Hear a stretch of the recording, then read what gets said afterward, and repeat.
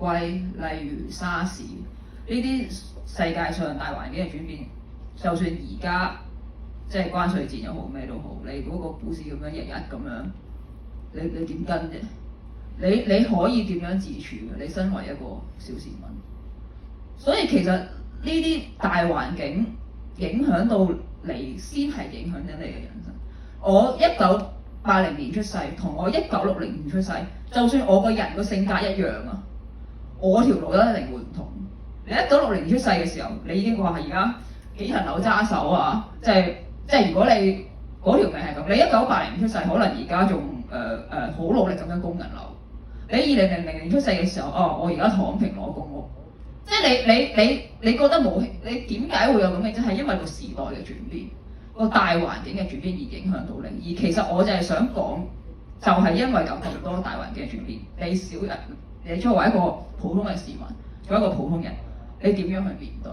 影響到你，就算你大環境你控制唔到啦，你小嘢你可以控制。你點樣去面對你嘅家人？你點樣去面對愛人？你點樣去追尋你嘅工作？點樣去追尋你嘅乜嘢？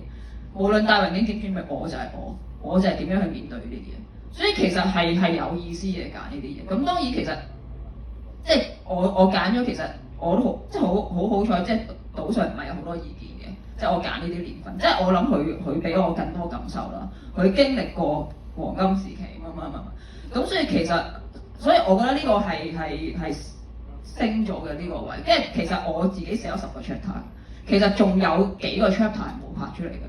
即係例如1991年，其實係嗰個係咩 chapter？ 其實唔係香港發生咩大事，只係 Beyond 首嘅歌叫做《情人面世》。情人其實嗰陣時，我唔知，即係大家對其實嗰陣時應該好 hit 好乜嘢嘅 Beyond 嗰陣時嘅歌。其實嗰陣時就係本來想講愛情故事，就係每一個人聽到情人呢首歌有唔同嘅反應。一個就係決定去追尋佢嘅夢中情人，一個就係我嘅情人原來就唔係我喺我身邊嘅，另一個就係佢點樣去反思好多嘢。咁所以其實係本身係有一個咁嘅，咁而家亦都呈現到啩應該係啊。咁所以其實係的確係有呢個諗法擺喺入邊嘅。